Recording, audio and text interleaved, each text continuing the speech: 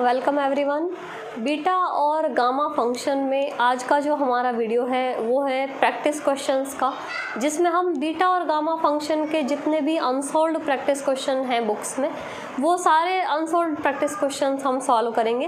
Concept जो है वो हम पढ़ चुके हैं इसका कि जितने भी जो क्वेश्चंस होंगे वो जिस जिस कंसेप्ट पे अप्लाई होंगे वो कंसेप्ट का वीडियो पहले अपलोड हो चुका है, जिसमें आप वो वीडियो एक बार पढ़ सकते हैं इससे पहले, क्योंकि अब उस कंसेप्ट को अप्लाई करना हम सीखेंगे क्वेश्चंस में। तो स्टार्ट करते हैं आज का वीडियो।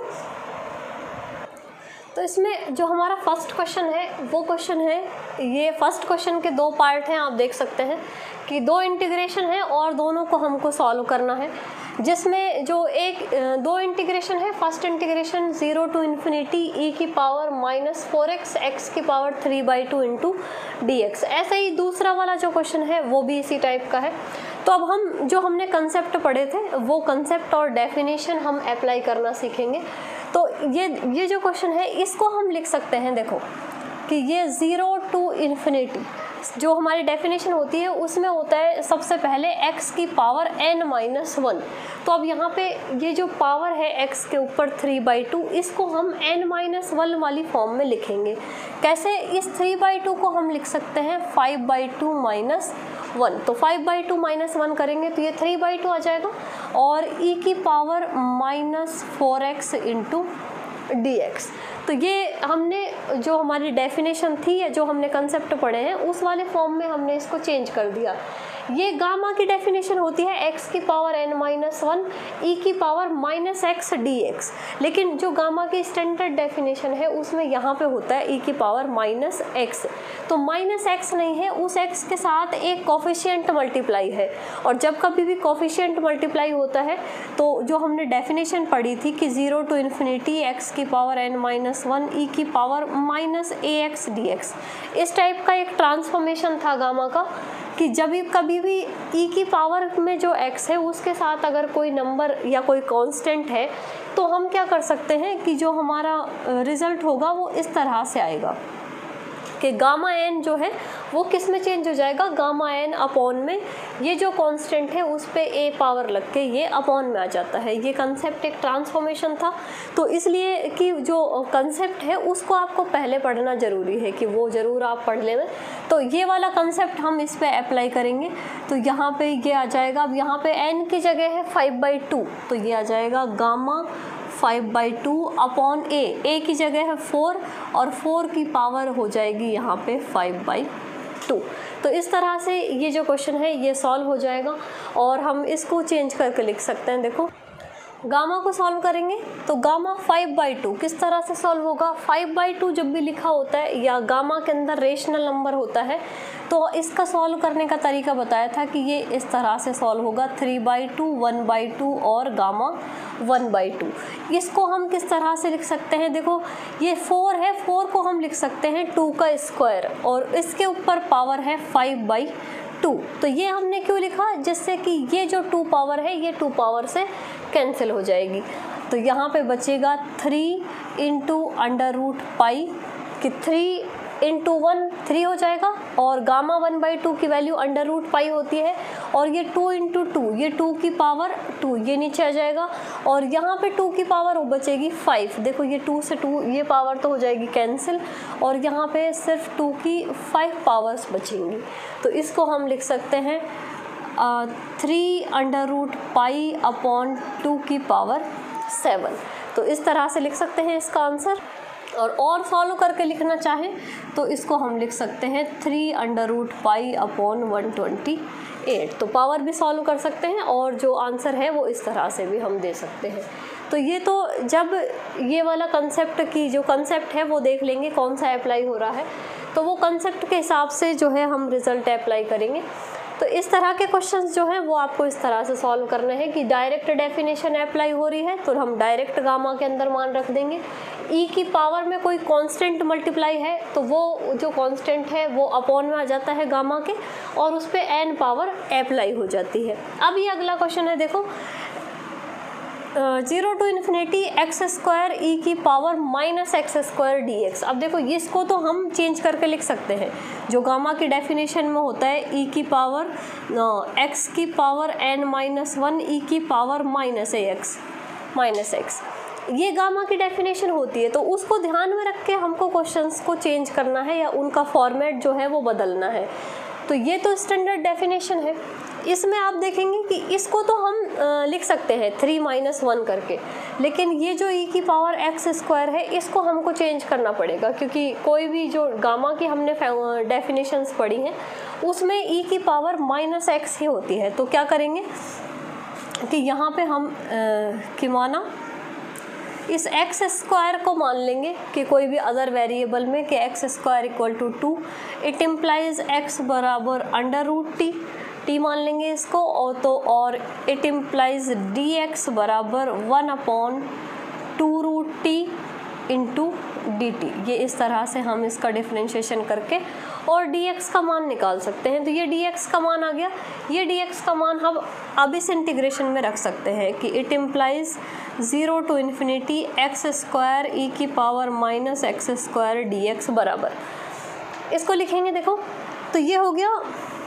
पहले लिमिट चेक करते हैं हम हमेशा, तो लिमिट चेक करेंगे। लिमिट किस तरह से कि जब यहाँ पे x बराबर 0 अप्लाई करेंगे तो t का मान भी 0 आएगा, और जब x बराबर इन्फिनिटी रखेंगे तो t का मान भी इन्फिनिटी आएगा।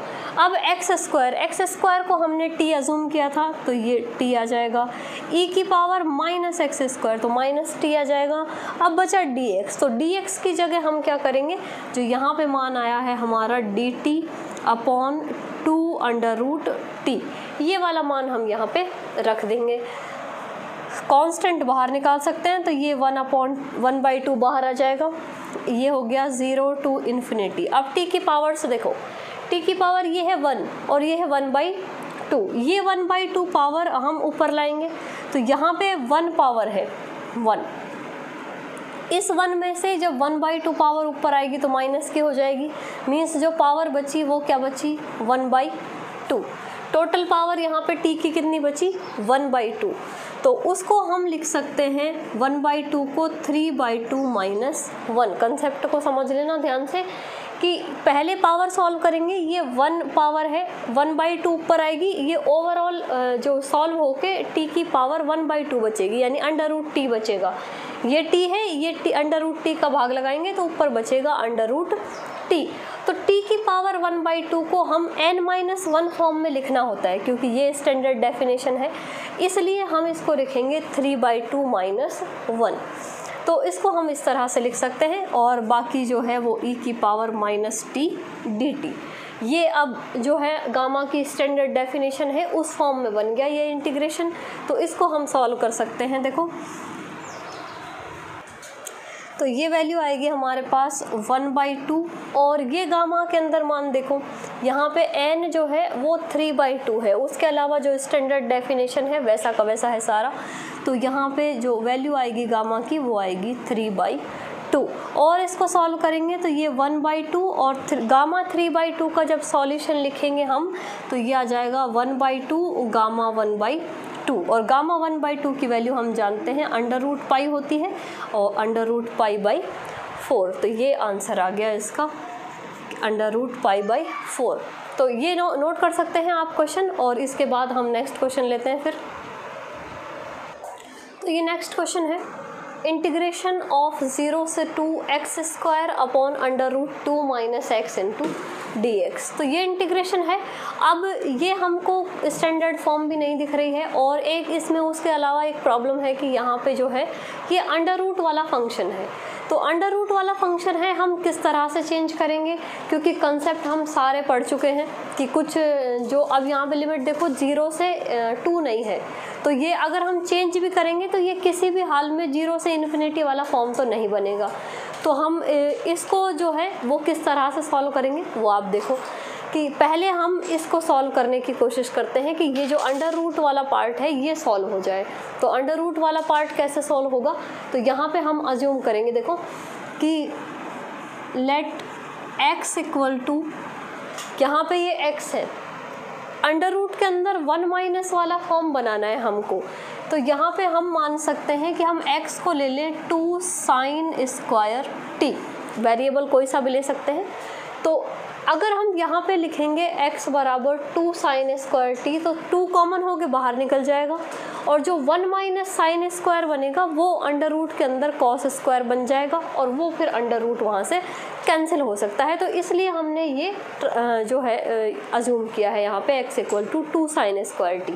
तो अब देखो क्वेश्चन को किस तरह से करना है। x आ गया तो हमको एक वैल्यू और चाहिए सिर्फ किसकी, dx की। तो dx आ जाएगा हमारे पास 4 साइन टी और साइन का डिफ्रेंशिएशन होता है cos T into D T. मान रखेंगे, लिमिट चेक करनी है हमको पहले। देखो साइन है यहाँ पे, x बराबर 0 रखेंगे तो साइन का मान 0 और साइन 0 कब होता है, 0 डिग्री पे। तो यहाँ पे जो t की वैल्यू आ गई, लोअर लिमिट आ गई t की, वो आ जाएगी 0। अब है 2, जब यहाँ पे 2 रखेंगे हम 2 बराबर 2 साइन स्क्वायर टी, तो साइन स्क्वायर टी की वैल्यू आएगी हमारे पास 1 और साइन स्क्वायर टी 1, साइन की वैल्यू और साइन 1 होता है पाई बाई 2 पे। तो लिमिट बनेगी यहाँ से 0 से पाई बाई 2 और एक्स स्क्वायर की वैल्यू हम अब यहाँ से जो वैल्यूज़ हैं वो हम रख सकते हैं। तो वैल्यू आएगी 4 साइन की power 4t upon under root 2 minus 2 sine square T और dx की वैल्यू यहाँ से हम लिख सकते हैं 4 sine T cos T into D T. ये वैल्यूज़ आ जाएंगी। अब यहाँ पे देखो इनको सॉल्व करेंगे, ये 4 इंटू 4 कॉन्स्टेंट है, बाहर निकाल सकते हैं। तो ये बाहर वैल्यू आ जाएगी इसकी 16 और ये इंटीग्रेशन 0 टू पाई बाई 2 और यहाँ पे साइन की ये 4 पावर और एक पावर ये है, तो साइन की पावर हो जाएंगी 5, साइन की पावर 5t। ये कॉस टी, यहाँ पे देखो ये 2 इंटू 2, ये 2 माइनस 2 है, कॉमन लेंगे तो ये 2 बाहर आएगा और अंडर रूट से बाहर आएगा तो ये आज हो जाएगा अंडर रूट 2। ये 1 माइनस साइन स्क्वायर बचेगा। 1 माइनस साइन स्क्वायर जब हम सॉल्व करेंगे तो 1 minus sine square cos square होता है और कॉस स्क्वायर अंडर रूट के अंदर है, तो जब अंडर रूट से बाहर आएगा तो वो सिर्फ कॉस रह जाएगा। तो यहाँ अपॉन में कॉस टी बचेगा, एक कॉस टी यहाँ मल्टीप्लिकेशन में है ऊपर, तो ये कॉस से कॉस हो जाएगा कैंसिल। वो चाहो तो आप लिख सकते हो कि कॉस टी डी टी और अपॉन में कॉस टी, तो ये कॉस टी से ये कॉस टी हो जाएगा कैंसिल। और यहाँ पे ये इसको हम लिख सकते हैं 8 रूट 2, यहाँ से डिवाइड कर सकते हैं इसको और ये आएगा 0 से पाई बाई 2 और साइन की power 5t into D T. अब यहाँ एक हम फॉर्मूला यूज़ करेंगे। गामा के अंदर एक फॉर्मूला हमने पढ़ा था कि इफ़ इंटीग्रेशन ऑफ 0 से पाई बाई 2 साइन की पावर mx कॉस की पावर nx dx, या थीटा हो सकता है, वेरिएबल हो सकता है कोई सा भी, ये वैल्यू होती है gamma m plus 1/2 gamma n plus 1/2 upon 2 into gamma m plus n plus 2 upon 2। तो ये वाला जो फॉर्मूला है वो हम यूज़ करेंगे यहाँ पे। तो जो वैल्यू आएगी हमारे पास यहाँ पे ये देखो 8 रूट 2, ये कांस्टेंट है, बाहर ही रहेगा। अब साइन की पावर्स देख रही है हमको, m और n के क्या क्या मान है। यहाँ पे m का मान देखो, m की जगह है ये 5 और n की जगह क्योंकि cos नहीं है तो हम n की जगह 0 मान सकते हैं। तो यहाँ पे हम मान लेंगे कि m की वैल्यू तो यहाँ से कंपैरिजन करेंगे तो 5 आ रही है, तो 5 प्लस 1 यानी कि 6 और 6/2 यानी कि ये बचेगा गामा 3 और इसमें रखेंगे n की जगह 0 तो ये गामा 1/2 बनेगा। यहाँ रखेंगे तो 2 इंटू ये m की वैल्यू 5 है, ये 0 ये 2, ये 7/2 बनेगा तो गामा 7/2। मल्टीप्लिकेशन करेंगे सबका तो ये 8 रूट 2 इंटू गामा 3 को हम 2 फैक्टोरियल लिख सकते हैं और गामा 1/2 को हम लिख सकते हैं अंडर रूट पाई। इसको सॉल्व करेंगे तो ये 2 आएगा, 7/2 को हम लिखेंगे 5/2 3/2 1/2 और गामा 1/2 जो गामा 1/2 बन जाएगा अंडर रूट का पाई। तो यहाँ से √π से √π हम कैंसिल कर सकते हैं। इस फैक्टोरियल 2 से आप ये फैक्टोरियल जो 2 है वो कैंसिल कर सकते हैं। यहाँ पे अब ये देखो ये अपॉन में है 2 2 2 3 टाइम, तो ये 8 हो जाएगा मल्टीप्लिकेशन होके, वो 8 हम ऊपर ले जाएंगे तो वो 8 इसके साथ मल्टीप्लाई होगा, तो यहाँ पे आ जाएगा 64। तो आंसर हो जाएगा ये 64 √2 अपॉन, यहाँ से ये 8 ऊपर जाएगा 64 √2, बाकी कैंसिल हो गया। यहाँ पे देखो ये 5 बचा और 3 बचा, तो ये आ जाएंगे अपॉन में 15, ये इसका आंसर हो जाएगा। इसी टाइप का एक और क्वेश्चन है, इसी वाले क्वेश्चन का सेकंड पार्ट जो है वो क्वेश्चन है इंटीग्रेशन ऑफ 0 से 2। यहाँ पे ये है 4 - x² की पावर 3/2 × dx, ये वाला क्वेश्चन है। तो इस क्वेश्चन में भी सेम टू सेम जो हमने ये पैटर्न यूज़ किया है इस क्वेश्चन का, वैसा का वैसा ही हमको इस वाले क्वेश्चन में यूज़ करना है कि x = हम 2 sin t रखेंगे। जैसे इसमें हमने स्क्वायर रखा था, इसमें सिर्फ 2 sin t रखेंगे, तो वो स्क्वायर की वजह से यहाँ पे स्क्वायर हो जाएगा। तो सेम इसी पैटर्न पे ये क्वेश्चन है, तो ये वाला क्वेश्चन जो है वो आप खुद कर सकते हैं।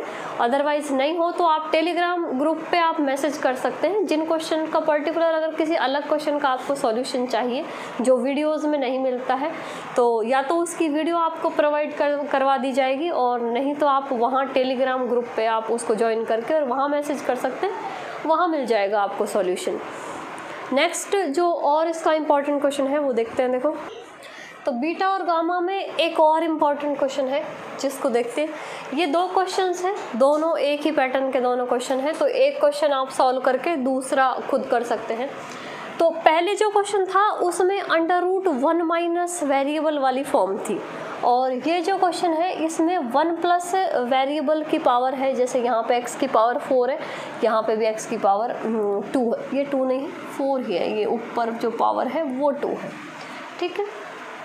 तो ये सेम पैटर्न के क्वेश्चन है, दोनों एक ही तरह से होंगे।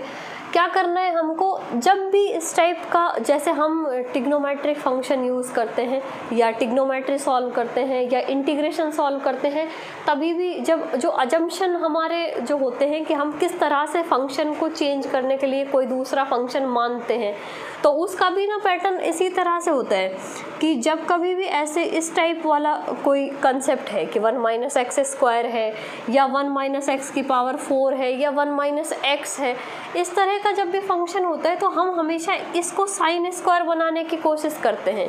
अगर यहाँ कांस्टेंट है तो वही कांस्टेंट हम यहाँ भी लिख देते हैं, जिससे क्या है कि ये 1 - sin² बन के और √ जो है वो सॉल्व हो जाता है। और जब कभी भी 1+ वाला क्वेश्चन आता है कि जहाँ कहीं भी इस तरह से लिखा है 1 + x है, 1 + x² है या 1 + x की पावर 4 है, ऐसे इवन पावर में अगर लिखा है, प्लस में जब भी होता है, क्योंकि sin² और cos² की इनइक्वलिटी ऐसी है कि वो हम √ सॉल्व करने में 1 - वाली फॉर्म ही काम करती है।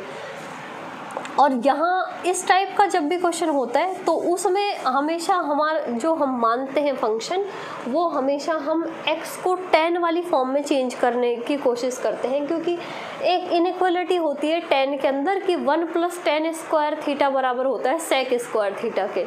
तो वो कंसेप्ट जो है ट्रिग्नोमेट्री का वो हम यहाँ यूज़ करेंगे और इसको सॉल्व करेंगे। देखो कैसे करते हैं कि दोनों क्वेश्चन का एक ही पैटर्न है, आप इंटीग्रेशन बाद में जो है वो सॉल्व कर लेंगे।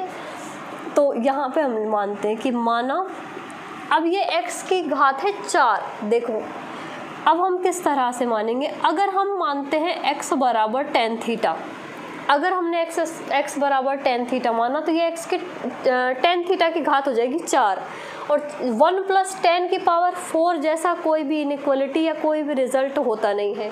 तो हम इसको मानेंगे इस तरह से, नहीं इस तरह से x² = tan थीटा।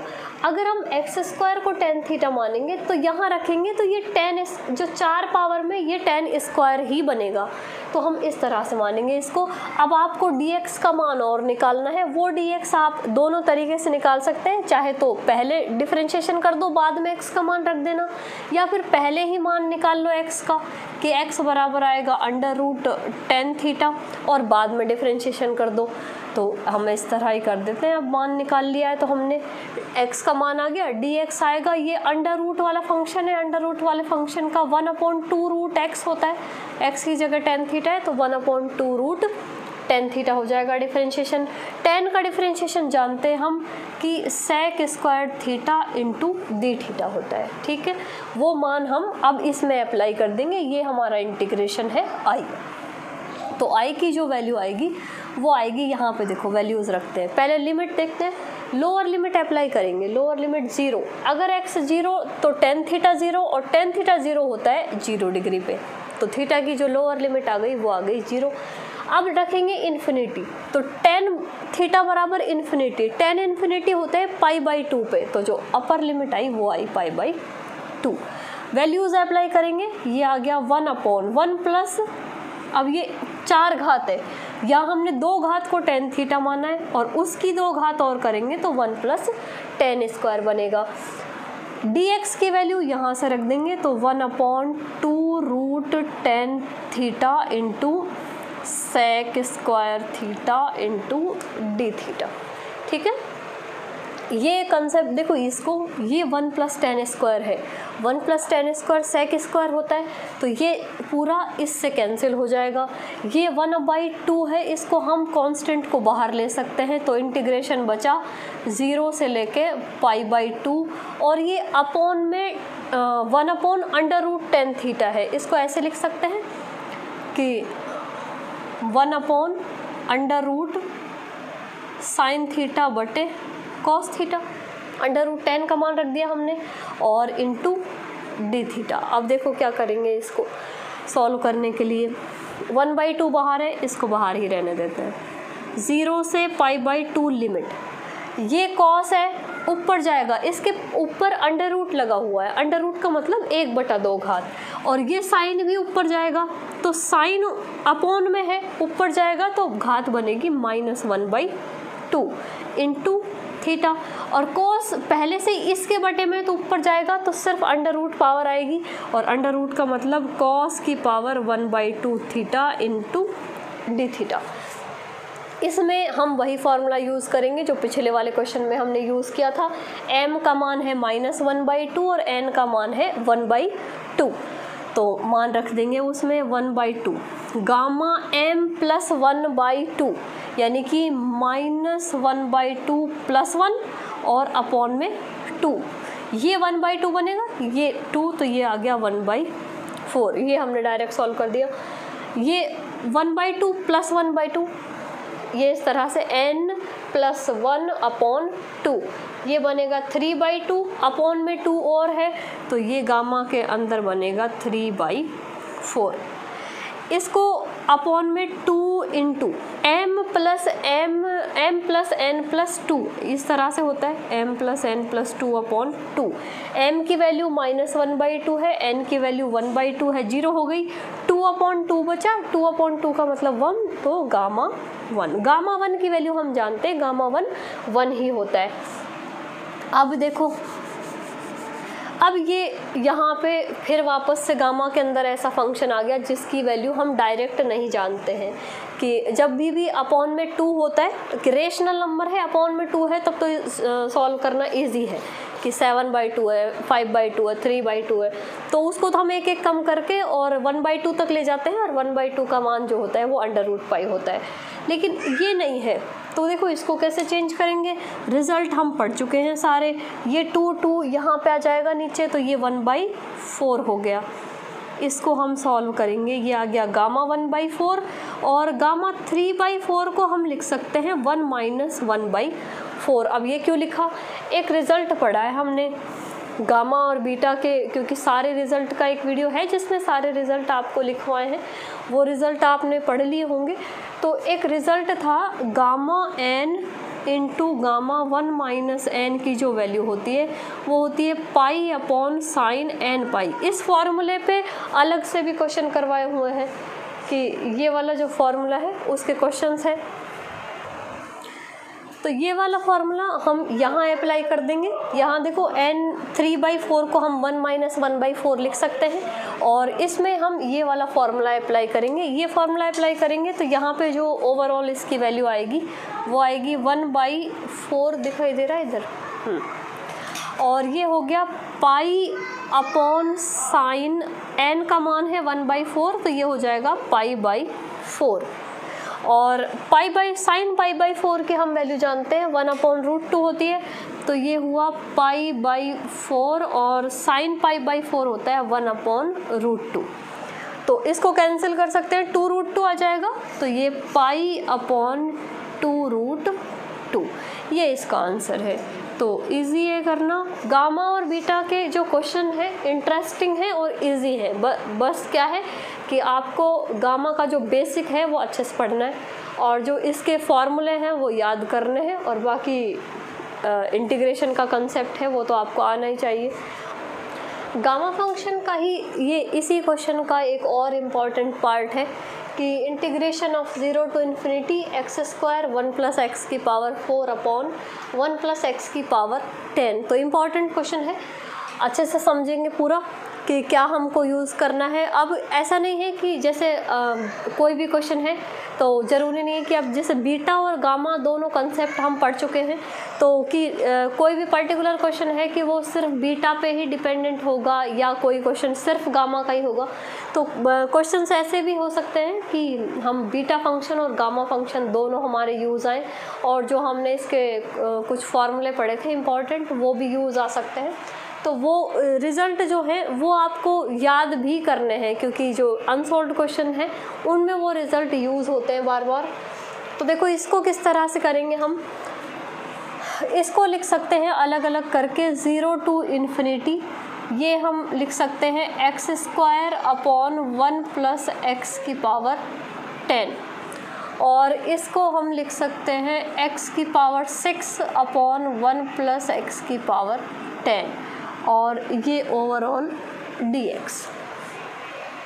इस तरह हम इसको दो पार्ट में डिवाइड कर सकते हैं। अब ये दोनों इंटीग्रेशन भी हम अलग अलग कर लेंगे तो अलग अलग करेंगे इंटीग्रेशन को। तो इसको हम लिख सकते हैं 0 टू इन्फिनिटी। ध्यान से देखना क्वेश्चन को कि हम इसको लिखेंगे 3 - 1 अपॉन 1 + x की पावर 10 या 10 या फिर इस तरह भी लिख सकते हैं हम 3 + 7।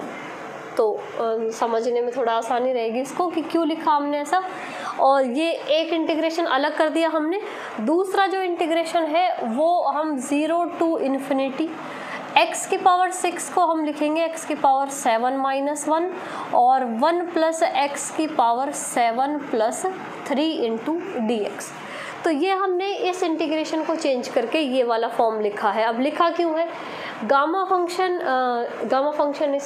फंक्शन कि बीटा फंक्शन के अंदर एक ट्रांसफॉर्मेशन हमने पढ़ा था कि जो बीटा फंक्शन होता है वो यहाँ पे लिख लेंगे कि बीटा फंक्शन का एक ट्रांसफॉर्मेशन पढ़ा था हमने कि बीटा mn जो होता है वो 0 टू इन्फिनिटी y की पावर m-1 अपॉन 1 + y की पावर m + n दिखाई दे रहा है इंटू dy। ये एक बीटा का ट्रांसफॉर्मेशन था कि जिसमें हम बीटा की जो स्टैंडर्ड डेफिनेशन है, क्योंकि गामा और बीटा दोनों ही हमने पढ़े हैं, एक एक डेफिनेशन तो इसकी स्टैंडर्ड है, उसके अलावा 3-3 4-4 इसके ट्रांसफॉर्मेशन है। मीन्स उसी फॉर्मूले को थोड़ा पलट के या किसी भी अलग से चीज़ें अजूम करके वो फॉर्मूले का वे चेंज किया गया है। तो वही ये है तो ये वाले जो ट्रांसफॉर्मेशन है ये यूज़ करके हम इसका मान लिख सकते हैं। देखो कैसे लिखेंगे कि अब यहाँ पे हम इसको कंपैरिजन करके देखेंगे तो ये m की जगह जो मान है वो 3 है और ये 3 + 7 यानी कि जो n का मान है वो 7 है। ऐसे ही इसमें m का मान 7 है और n का मान है जो 3 है। ये बीटा mn की जो डेफिनेशन होती है, एक ट्रांसफॉर्मेशन है तो हम यहाँ से डायरेक्ट इसका यूज़ करके और ये लिख सकते हैं कि इसको हम लिख सकते हैं बीटा 3,7 और इसको लिख सकते हैं बीटा 7,3। और बीटा के अंदर एक हमने प्रॉपर्टी पढ़ी थी कि बीटा जो होता है उसमें ये क्रम अगर हम बदलें तो उसका कोई फ़र्क नहीं पड़ता, कि सिमेट्रिक प्रॉपर्टी अप्लाई होती है इसमें कि बीटा mn और बीटा nm ये दोनों जो वैल्यू होती हैं वो आपस में बराबर होती हैं। तो यहाँ पे हम इसको 2 इंटू करके लिख सकते हैं। बीटा 3,7 जो है वो 7,3 के बराबर ही होता है, इसलिए इसको हम लिख सकते हैं 2 इंटू बीटा 3,7। ठीक है, ये वैल्यू हम लिख सकते हैं। और बीटा की जो सॉल्यूशन हम लिखते हैं बीटा का, उससे हम जानते हैं कि बीटा जो होता है कि बीटा mn, ये हम जानते हैं कि बीटा mn जो होता है वो होता है beta m into beta gamma m gamma n upon gamma m plus n। इस तरह से बीटा और गामा का ये एक रिलेशन है और इसको हम सॉल्व करेंगे तो ये आ जाएगा 2 इंटू गामा 3 गामा 7 और गामा 10।